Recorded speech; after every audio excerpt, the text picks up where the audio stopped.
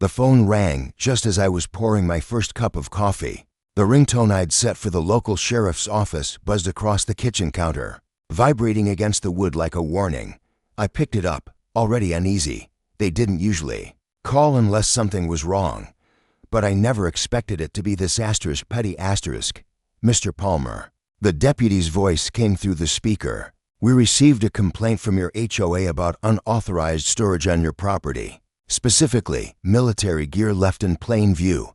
For a moment, I didn't say anything. I just looked out my front window, the mug frozen halfway to my lips. Sure enough, the tarp-covered stack of duffel bags and crates sat right where I'd left them, beside the garage. A pair of combat boots poked out from beneath the edge, and next to them, the hard-shell green deployment cases my son had packed just 2 days ago. My son Staff Sergeant Ryan Palmer had deployed on Sunday, his 3rd tour in 5 years. He'd flown out before dawn, giving me a tight hug and telling me not to worry. Back before Thanksgiving, Dad, I promise. Now his gear was the problem. Deputy, that's my son's equipment, I said calmly, trying to keep my voice even. He's active duty, just deployed. That stuff is pre-cleared to go into storage by the weekend. My nephew's coming to help me load it up. I understand, sir. The deputy cut in gently, but the complaint came from the HOA president, and according to the association's rules, outdoor storage is prohibited, even temporarily. I just need to come by and verify. I sighed. Fine. Come on over. 15 minutes later, a patrol car rolled down the cul-de-sac, pulling up in front of my driveway. Deputy Coleman stepped out, clipboard in hand, already looking uncomfortable.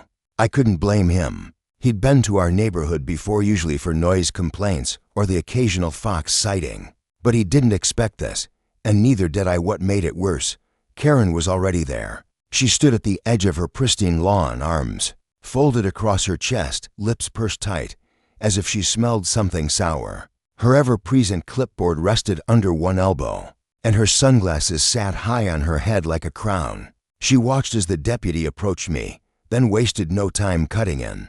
It's been sitting out there for *2* days, she said, voice sharp and nasal. It's an eyesore. I warned you yesterday morning. You *warned me, I said. Turning to her, you came by and said, that's not allowed, and then walked off before I could explain, which I didn't need to hear. She snapped. You know the rules. Outdoor storage is prohibited. Period. I looked at Deputy Coleman, who gave me a reluctant shrug. Technically, she's right.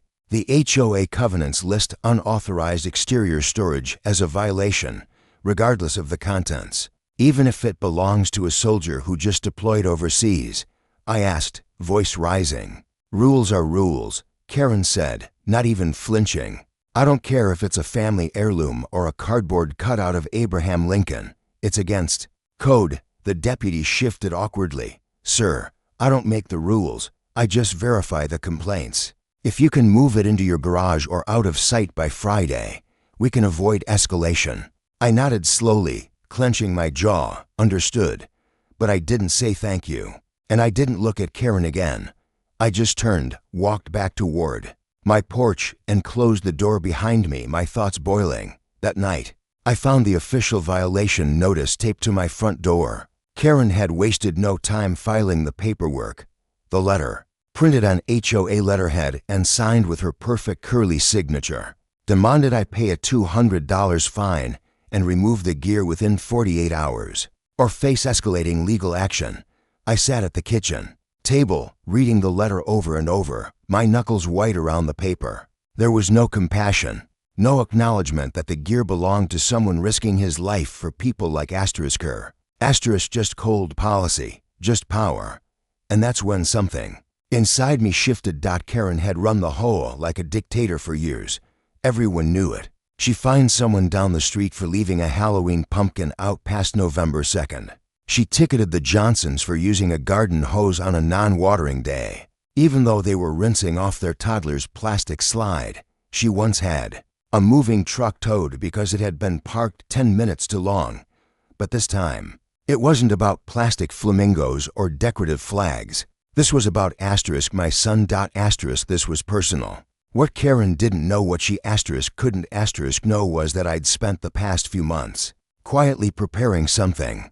I'd seen the way she ruled over the HOA board, how meetings were held at 10 a.m. on Wednesdays so most residents couldn't attend, how she changed the rules when it suited her, never consulted the community, and treated the neighborhood like her own private kingdom.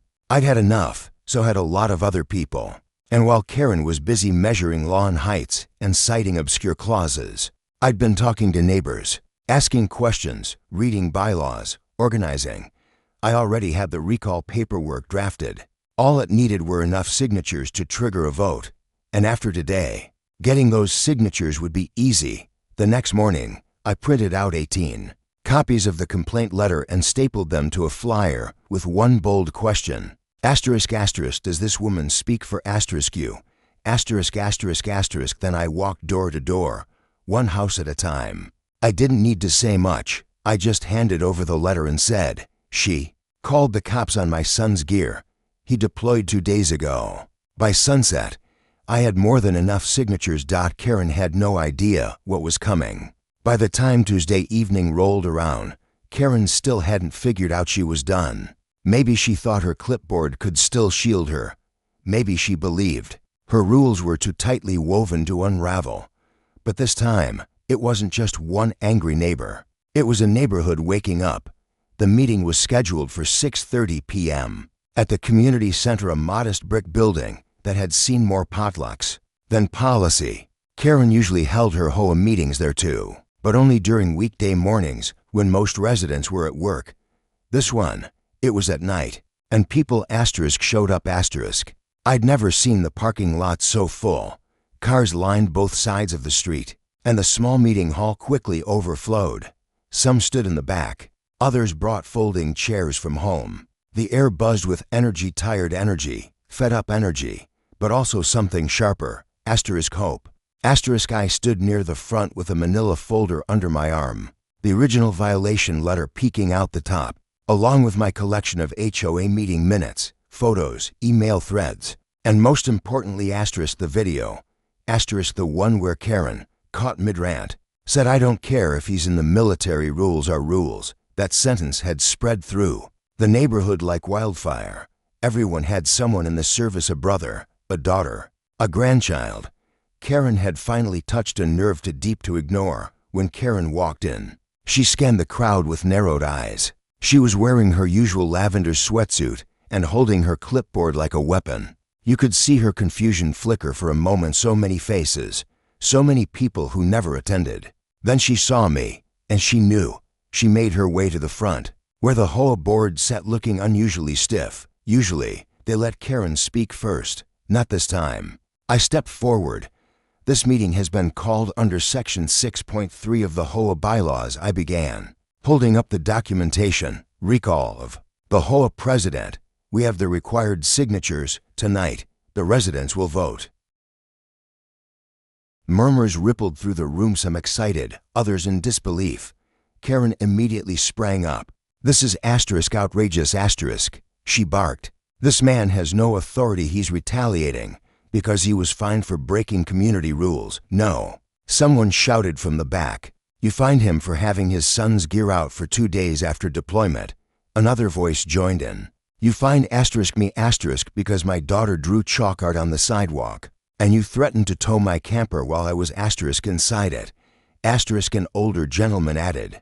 Karen's face flushed, but she tried to recover. "This is all exaggerated. These are isolated incidents. You people don't understand how hard it is to keep this neighborhood looking respectable."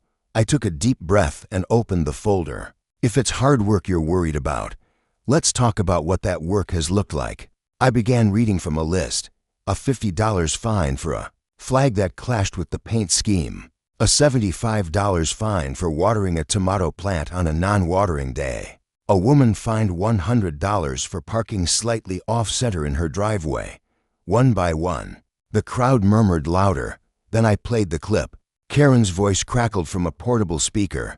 "I don't care if he's in the military, rules are rules." The room went silent. Then came a slow clap, then another, and suddenly the room burst into applause. Karen's mouth opened, then closed, but no words came out. The board chair, a soft-spoken woman named Lydia, who'd been bullied into silence for years, finally stood up. "I believe we should proceed with the vote." It was simple. Paper ballots. One per household. No shouting, no drama.